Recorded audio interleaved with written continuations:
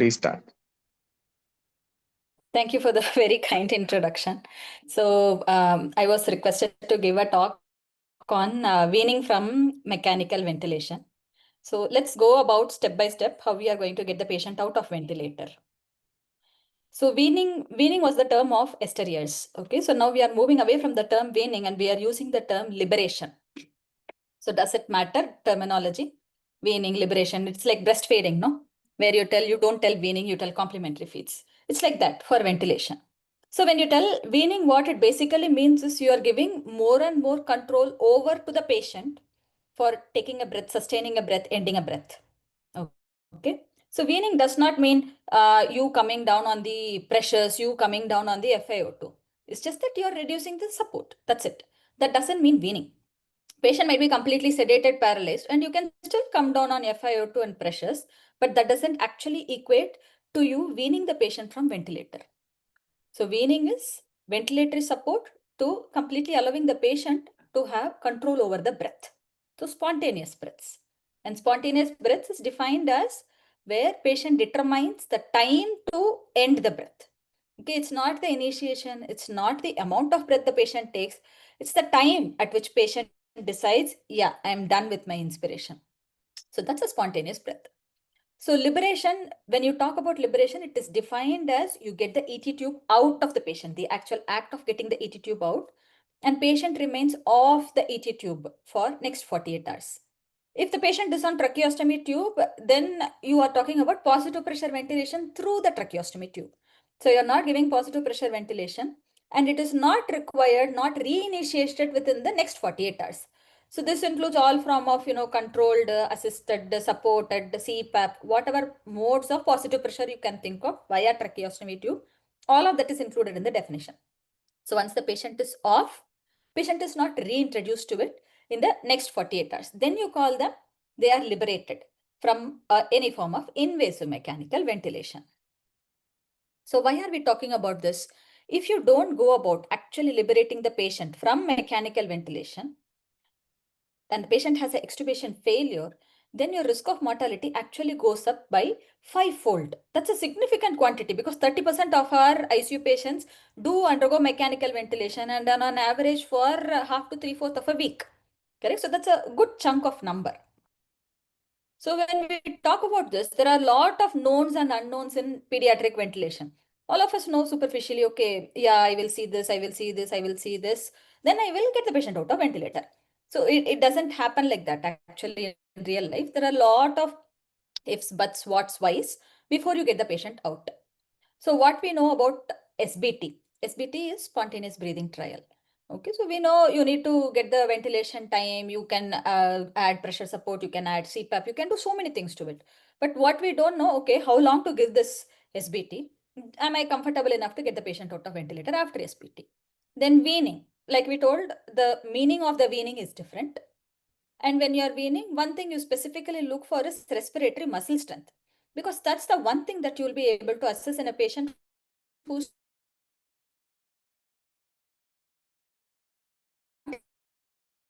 breathing.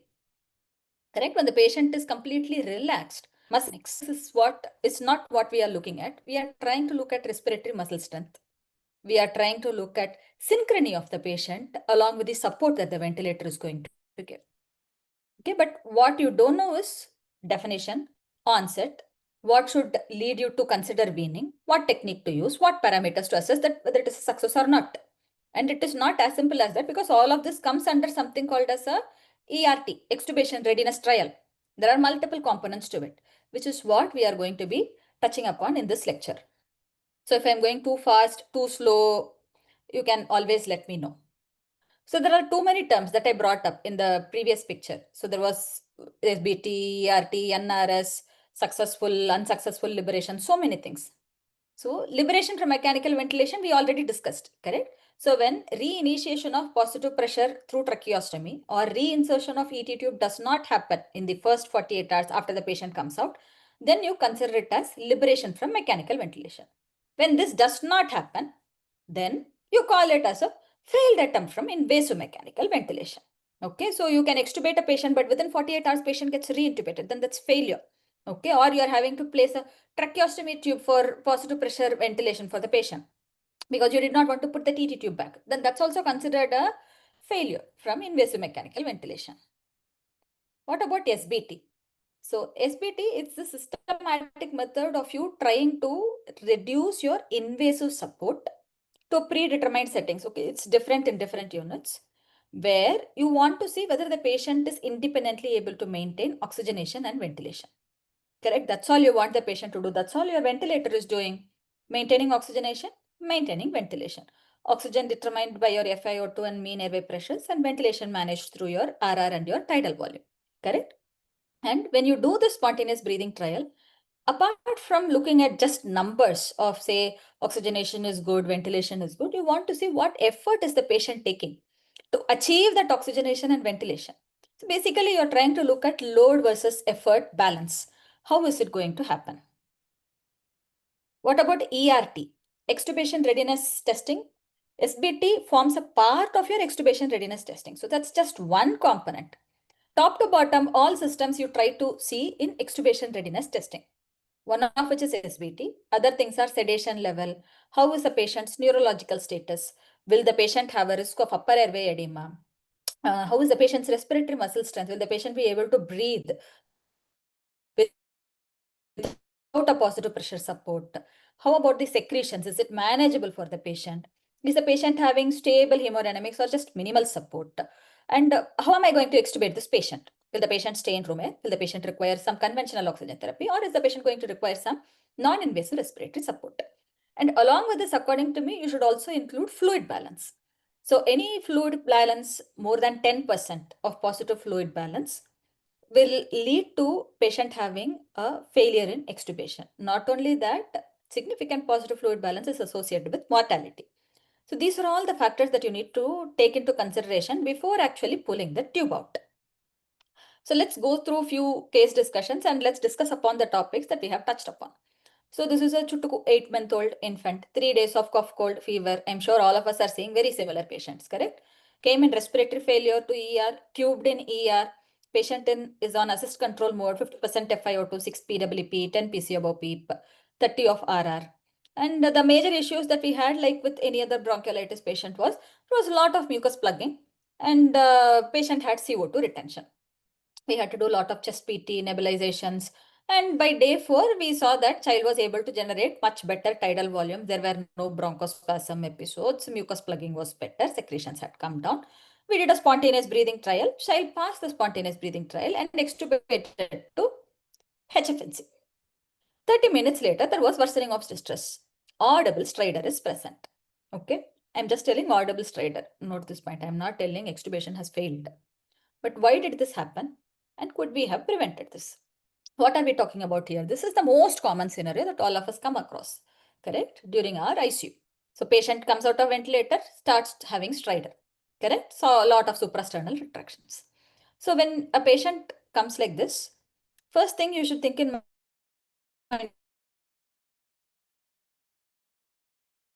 okay, this patient has a mechanical, or is it something to do with the brain?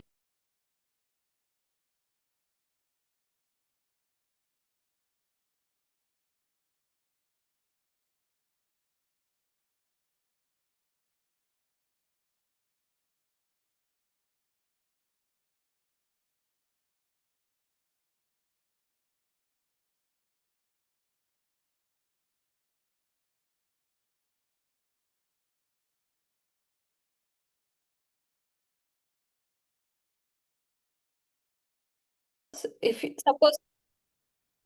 suppose you had a neurological patient who's now tubed for about 7 days. Now you don't know whether it is a mechanical obstruction, whether it is a neurological stridor that is happening. So easiest way to do, turn the patient towards side. You can give a small dose of propofol, small dose, mind you, if the patient is very agitated. The idea behind giving this is you at least will be able to go inside and see what is happening. Okay, because both of them can coexist. So unless you see directly, you won't know whether there is a vocal cord edema or not. Okay, if there is a vocal cord edema, almost closing cords, then giving medications and nebulizations will take care of your vocal cord edema. If that is not the case, patient is unable to maintain an airway, then that's a neurogenic stridor. Correct? So that's how you differentiate the two. So is there any way for us to know this patient can have an upper airway obstruction before the patient has an upper airway obstruction? Yes. So one of the tests is called as cuff leak test. Okay. So cuff leak test, basically upper airway obstruction, it's the cause for most common cause of 40% failed extubation. So there are multiple ways to do a leak test. Okay. So one way is when you put the stethoscope on the patient's neck, deflate the cuff, see if you are able to hear the whoosh sound because a leak is happening. Suppose you don't want to do that, you want an objective way. Then you deflate the cuff and then see whether patient is having a leak. The prerequisite for this is you should have a minimum pressure of at least 20. Without a pressure head, that leak is not going to happen. Okay, if you find a leak, then how much leak is significant leak? Correct? So the way for you to calculate this, for a cuffed ET tube, you deflate the cuff, inflate the cuff, see what is the expiratory tidal volume in both states. Okay. With cuff inflated, you will have a tidal volume which comes out. With cuff deflated, you have another tidal volume that comes out. You divide it by the expiratory tidal volume. With uncuffed ET also, you will still be able to do, instead of deflation, inflation business, you do a inspiratory tidal volume minus expiratory tidal volume. You are basically trying to see how much air is lost through the leak. Correct? So when that volume is less than 10%, okay, you have a pressure head of at least 20 to 25, okay, you are not hearing a leak at all, and your inspirated tidal volume, expirated tidal volume, or deflated, inflated volume, both are remaining same, less than 10% of each other. That means your cuff or your tube is tightly, snugly fit into your airway. That means there is no space. This suggests that there could be a upper airway obstruction. Okay. Uncuffed ET, it really does not mean anything. Presence or absence of leak is not really associated with upper airway obstruction. With a cuffed ET tube, it is associated with post-extubation airway obstruction, but not really associated with extubation failure. Okay. So what we know is air leak.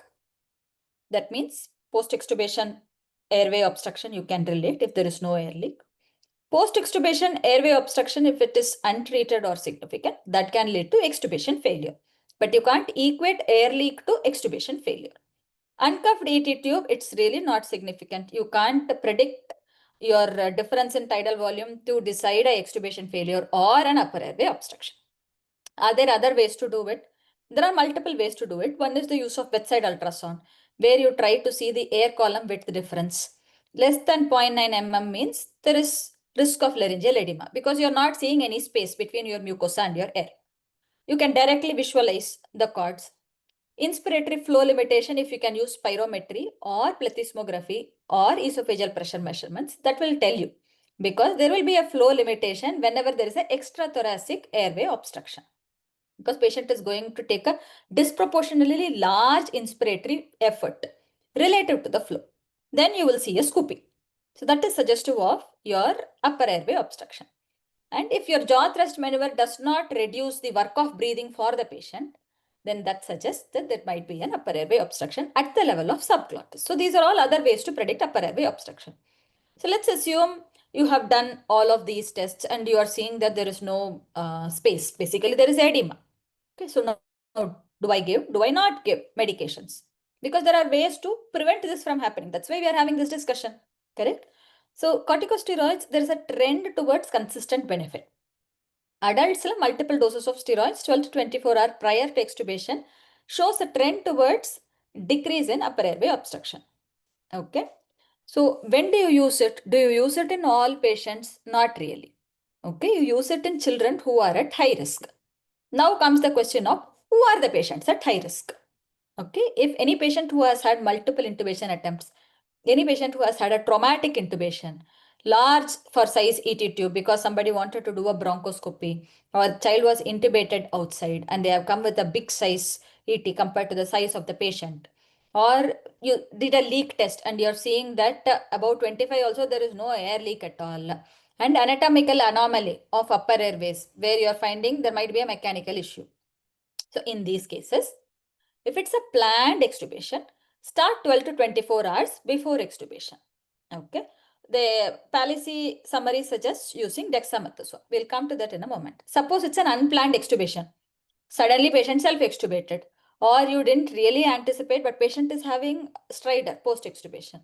Then you can use again dexa, but this time at a higher dose.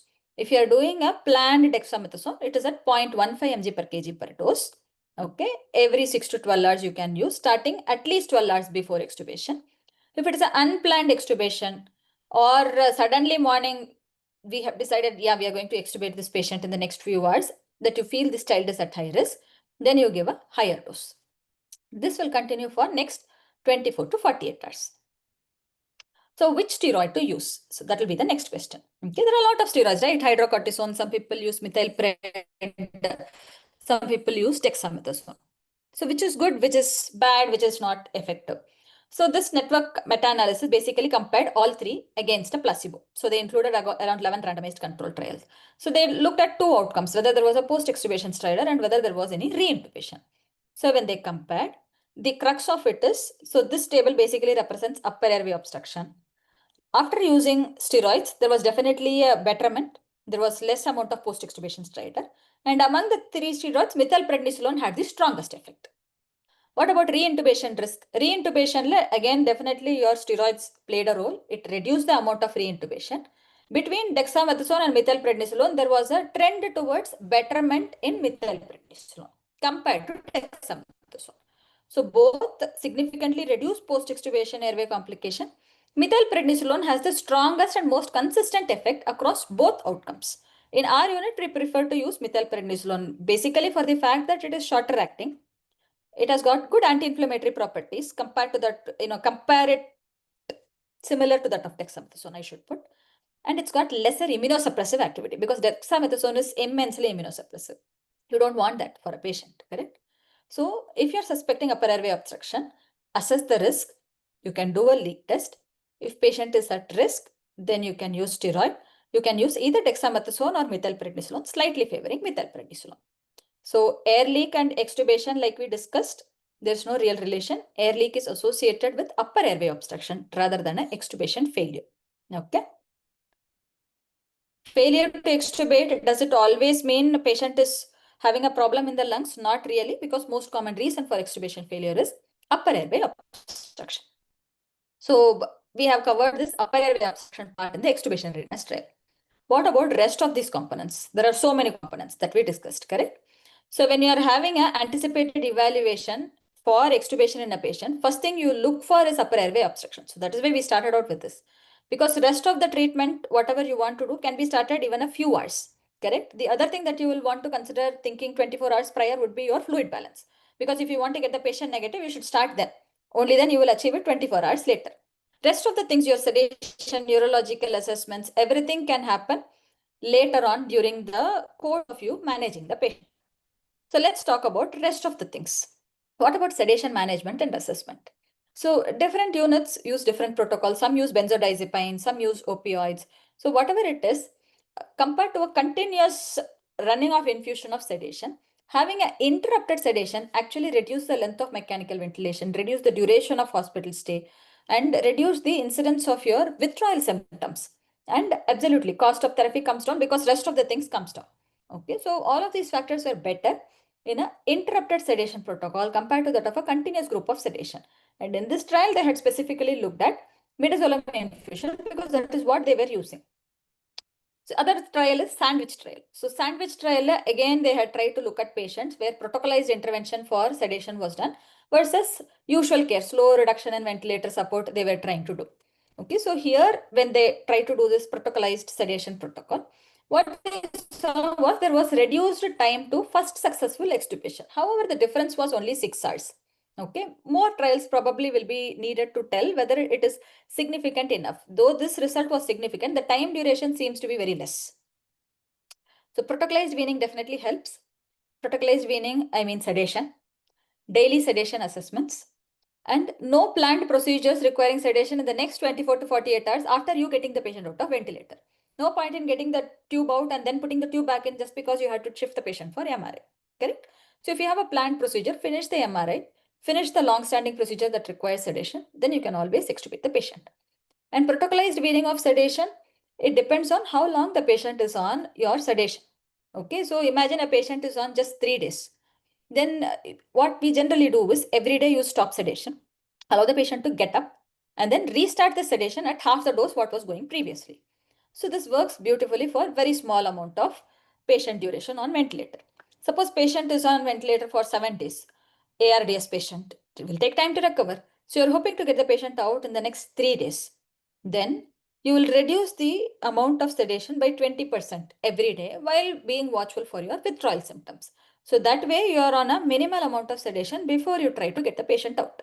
Because too much of a sedation will depress your respiratory drive to take a breath. So let's talk about another patient. So this is another 16-year-old adolescent girl who basically came with respiratory failure. Major issues were hypoxemia, and child was on ventilator for around 16 days. Took nearly 8 days to stabilize. Okay, so this is your initial acute phase of stabilization where there are lots of ups and downs. And here you have no thoughts about getting the patient out of ventilator, correct? So you want to stabilize the patient's gas exchange hemodynamic status. So once stabilization happens, then next 8 days will be slowly coming down on the support. This child had required high frequency ventilation, then shifted over to conventional ventilation, then slow reduction in FiO2 and pressures were done. And now these numbers looked very nice. Okay. So we thought we will be able to extubate the patient. Child is on 40% FiO2, 6 of PWP, 4 of PC above P, which amounts to 10 of PIP, 30 of respiratory rate. Looks very nice, correct? On paper. So now we want to do a spontaneous breathing trial. So how are we going to do a spontaneous breathing trial? Okay, so when you are planning to do a extubation readiness trial, okay, so you do it when the underlying cause for respiratory failure has gotten better. Okay, your oxygenation is okay, your ventilation is okay, patient is not acidotic, on minimal ventilator support, able to have a spontaneous breath. Okay, at least initiate a spontaneous breath, able to cough and clear secretions. The other are nice to have criterias. First five are must have criterias. Only then you will consider starting coming down on your FiO2 and pressure support also for this patient on ventilator, correct? So when you have had that readiness for extubation readiness trial, then you try to do a spontaneous breathing trial. Now there are many ways to go ahead and do a spontaneous breathing trial. One is CPAP, one is pressure support, meaning CPAP along with added pressure over and above, then with TPs. Okay, which is better, which to use, what not to use. There are a lot of things. Okay. So like I said before, SBT is all about trying to look at your load and effort.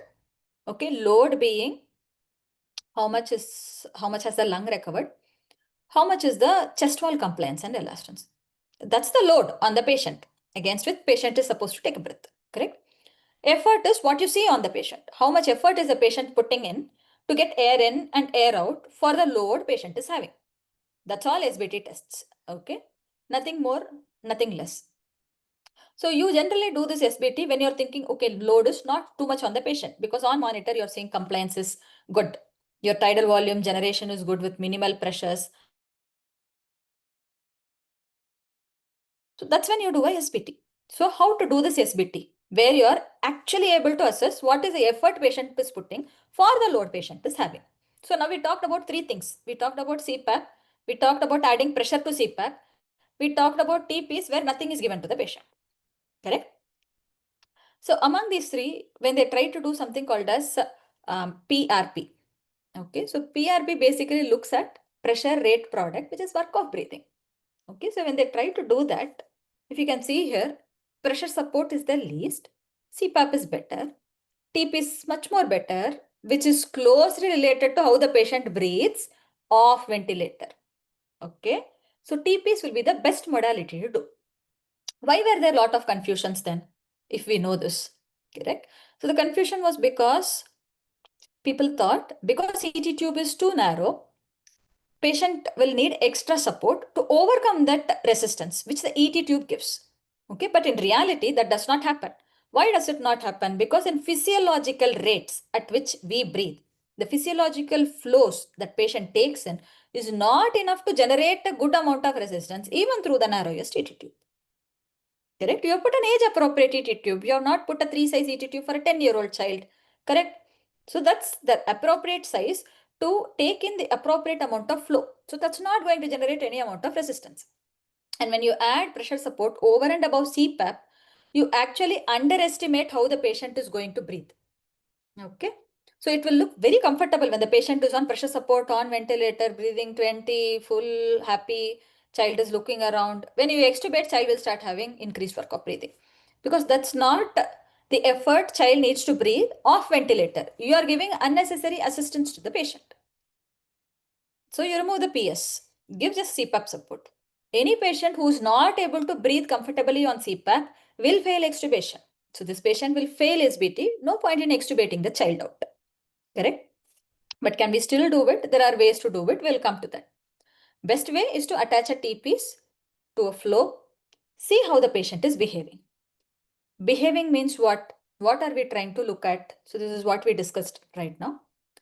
So what we are trying to look at is how well is the patient comfortable on a T-piece trial. Okay. Patient is having age appropriate RR, good tolerance to spontaneous breaths, no increased work of breathing, no tachycardia, perspiration, saturations are above 90-92%. You're having normal hemodynamics, no agitation whatsoever. Then you call it as a SBT success. Okay. There are a lot of definitions of SBT. This you can always go ahead and read. So now that you know how to do a SBT, what to look for a success and a failure in SBT. Now, how long to give this SBT? Okay, 30 to 120 minutes is the range. So, in a patient who does not have a risk factor, 30-minute SBT is good enough.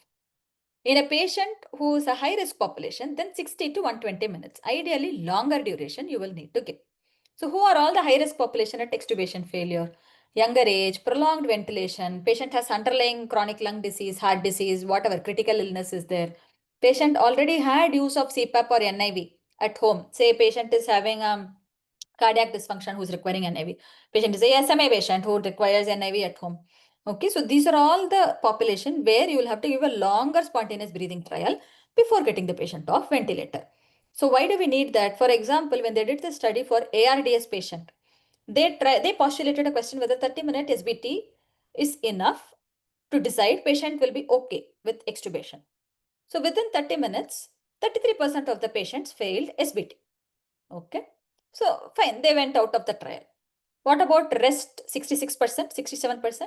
So when they continued SBT for another 120 minutes, 25% of that population failed SBT. That means 40% of the patients who had already passed SBT at 30 minutes failed at 120 minutes. Correct? So whenever you are having a high risk population, it's always important to give a longer duration of spontaneous breathing trial. Okay, can you predict who will do well in a spontaneous breathing trial? Can you predict who will tolerate well with you coming down on FiO2 or pressures? There are no clear predictive thresholds, at least for pediatric population. Adults, there are a lot of things. For pediatric, there is nothing much. So let's look at next patient. So from the last patients, what we learned was how to give a spontaneous breathing trial, which is the best modality to give. What do you look for? How long do you give? So this is another ARDS patient, background of acute leukemia. This patient stayed with us for about 3 months. Okay, and we had to do a tracheostomy for this child early on. Intermittently, child had non-convulsive status. Okay, so now patient is on 50% FiO2, PWP of 8, PC above PIP of 12, which is BPIP of 20, RR of 30. So what determines whether I can come down on pressures more, how long to keep this patient on invasive mechanical ventilation? Correct? So there are a lot of predictive indices like I talked about. So one is your RSBI. Okay, so RSBI is very famous in adult population and it works better for adult population because it's the same tidal volume and it's the same frequency for adult population. Okay, but for pediatric population, when you do, it really does not predict anything. Okay, because there are wide range of age groups who have wide range of tidal volumes, who have wide range of rates. Okay, and at the time of extubation, even when you did RSBI, it did not reliably predict that this patient is going to have a extubation failure and will land up having a reintubation. Okay, there are a lot of other weaning indices that you can use. Okay, these are very good conceptually, but we need more trials to see which works better, which does not work better. Okay, for example, with say 6 of PWP and 4 of PC above P, patient is able to generate 6 to 8 ml per kg tidal volume. RR is not too high. That means patient is not requiring too much minute ventilation. Or patient is not having air hunger. Patient is able to generate a good negative inspiratory force of about -30. That means inspiratory muscle strength is good, correct? Vital capacity is 10 to 15 ml per kgs.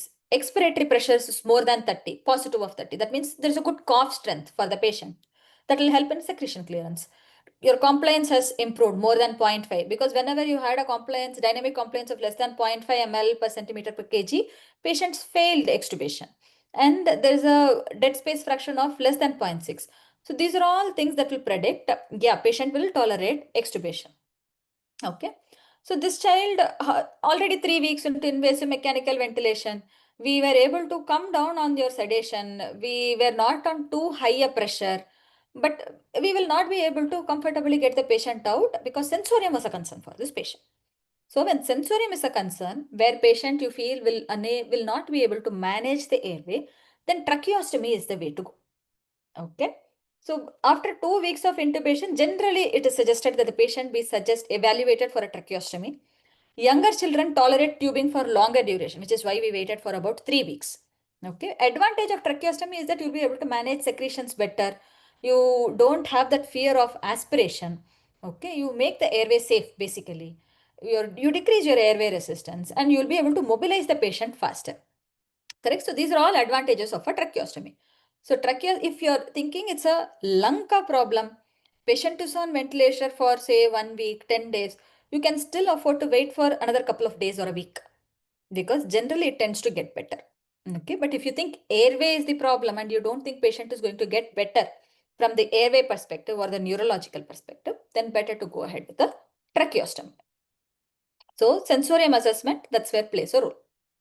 Another patient, this is again a Chotu 3-4 month old baby, day 3 of ventilation for a viral myocarditis and cardiogenic shock. Child was requiring 2 vasopressor support. Child has passed spontaneous breathing trial. Child has passed your everything else. Your fluid balance is fine. Sedation we have weaned. Child is awake, has a good cough strength. Nothing to say upper airway obstruction. Now we have extubated the patient. How are we going to extubate this patient? What are we going to extubate the patient to? So child was on invasive mechanical support. Now we want to go ahead with a non-invasive mechanical support. Okay. So is it non-invasive ventilation? Is it CPAP? Is it HFNC? Negative pressure ventilation, very few centers have it. We don't have it. So non-invasive ventilation is different from that of your CPAP and your HFNC. Don't put everything in the same basket. Why? Because when you tell non-invasive ventilation, you are giving a inspiratory pressure. You are generating tidal volume for the patient, which will help in ventilation. Ventilation means carbon dioxide clearance. When you tell CPAP, you are just stabilizing the alveoli by providing an end expiratory pressure. HFNC hardly provides any pressure, but reduces your dead space ventilation and reduces your oxygen dilution. Okay. So you will decide on the support based on what the patient had. Okay. So post-extubation, there's a planned post-extubation support that you can do and a rescue post-extubation support that you can do. Planned is you already anticipate, okay, this child has X, Y, Z factors, so I want to put the child on non-invasive respiratory support. Rescue is where you don't anticipate, but within 48 hours, you're seeing that patient is requiring more support than your conventional oxygen. So that becomes an unplanned NRS, non-respiratory support.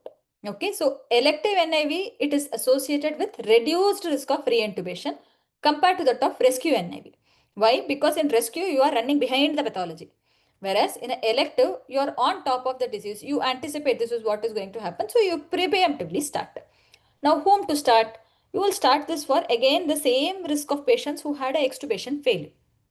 Okay, so you will be able to start a non-invasive respiratory support for a patient who is able to maintain airway. So all of these things will work if the patient is able to maintain airway and sensorium is decent. Okay, you can't start a non-invasive support for a patient who's unable to maintain airway, is moribund, is having a lot of pooling of secretions. Then tracheostomy is the way to go. Correct? For rest of the patients, then you need to decide HFNC, is it CPAP, is it NIV? So how do you decide if the patient is having distress on conventional ventilation? How do you know? Say you have put the patient on CPAP support for a spontaneous breathing trial. Patient is breathing at 40 per minute. Let's assume it's a 3-year-old child. Okay. Now you add a pressure support to the system. Now when you add a pressure support to the system, you're seeing that RR is coming down to 25. Child is not agitated, much more comfortable. But per se, child's lung looks better, you don't want to keep the child tubed anymore, then this child, when you get out, you will definitely preemptively put the child on a non-invasive ventilation support or a CPAP support at least. Okay. Less than 1 year old who's at high risk, better prefer CPAP. More than 1 year old, high risk, depending upon the underlying pathology, you will choose between NIV CPAP or HFNC. So like we said, if it is a patient who has had a CPAP requirement in the past, you will obviously start on CPAP when you get the patient out. If patient has, say, congestive cardiac failure or a left ventricular failure for which child was on ventilator, myocarditis, let's take. And when you extubate, you will put on a positive pressure ventilation. Okay, so when you put positive pressure, it's like you are assisting the left ventricle, which is already struggling to beat. Okay, when you remove a patient from invasive mechanical positive pressure ventilation, we generally see patients going into edema. Because whatever support that left ventricle was receiving so far, the patient is not receiving anymore. So preemptively put the patient on CPAP support. Okay, young chutuku infants who are not at high risk, otherwise okay, just needs bronchiolitis secretion clearance, then you might be able to get away with just doing HFNC. So evidence is what we discussed right now. For preventing extubation failure, CPAP or NIV had the highest probability, followed by HFNC, 60% and 38%. It is like almost half. Okay, more than 1 year, depending upon the pathology, you will choose. Less than 1 year, prefer to go for a CPAP therapy. Okay, so these are basically definitions where total duration of invasive mechanical ventilation, when you tell, if the patient has had mechanical ventilation of tube more than 48 hours, and then patient had to start on a, say, invasive mechanical ventilation or a NIV support, they are considered as two separate sittings of invasive mechanical ventilation. Within 48 hours, you are having to restart on any form of positive pressure ventilation, then everything is put together into one total duration of invasive mechanical ventilation. Okay. Another patient, 10-year-old GBS patient, intubated for basically respiratory failure. Now 4 days into mechanical ventilation. Child is starting to have a spontaneous breath. But how do you know patient is ready for extubation? Okay, so here what is your focus? Your focus will be on predominantly respiratory muscle strength. Will this patient be able to take a breath and sustain that breath after you get the patient out of ventilator? Correct? Because mentation is going to be good in this patient. You won't have a problem of a patient having too much of a positive fluid balance, assuming you have taken care of it during the ICU stay. Sedation child would not have required so much. Correct? Child does not have an underlying lung problem, heart problem, brain problem. It's more to do with the neuromuscular. So you assess your neuromuscular strength. Okay. So how do you do that? Clinically, you see if the patient is able to have a spontaneous respiratory effort. Okay. So one of the things that you can look at is P0.1, which looks at the inspiratory drive. At 0.1 seconds, how much is the patient able to generate a pressure? Basically, the effort is what you're trying to look at. Too less, not good. You can't extubate the patient. Cough strength. When you stop the sedation, you might see the patient coughing. So that will tell you, okay, your lower cranial nerves are intact and patient is able to have good power enough to generate a cough. If the patient is able to lift the shoulder, lift the neck, then that means that's a good muscle strength, especially shoulder and diaphragm, almost the same innervation. So if this is working, then this diaphragm should also work for the patient. Are there any objective ways for you to tell? Because one percentile shoulder is moving, other percentile shoulder is not moving. So you look at both inspiratory muscle strength and expiratory muscle strength. How do you do that? Occlude your inspiratory flow.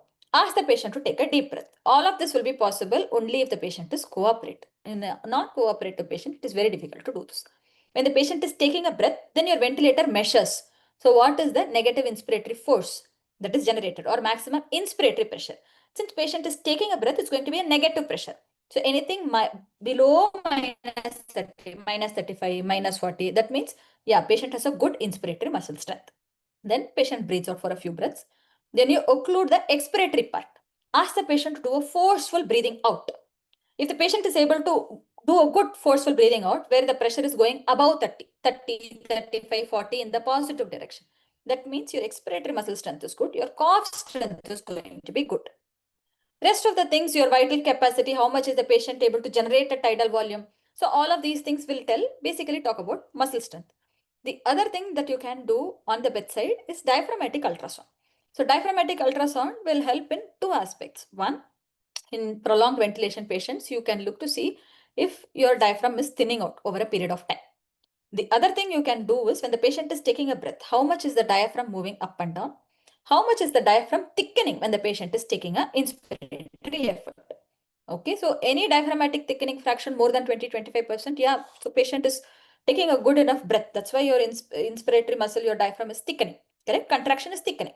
But if it is less than 20%, then patient does not have a good enough diaphragmatic strength. This patient will not tolerate extubation, correct? So when you have those things, there are certain ways that you go to train the muscle, because ventilator-induced diaphragmatic dysfunction is an entity that is known. Within first 24 hours of intubation, we see diaphragm getting atrophied by 40 to 50%. These facts are known. So the way to do it is allow the patient to breathe spontaneously. APRV is a very good mode to do that. That's up and coming nowadays.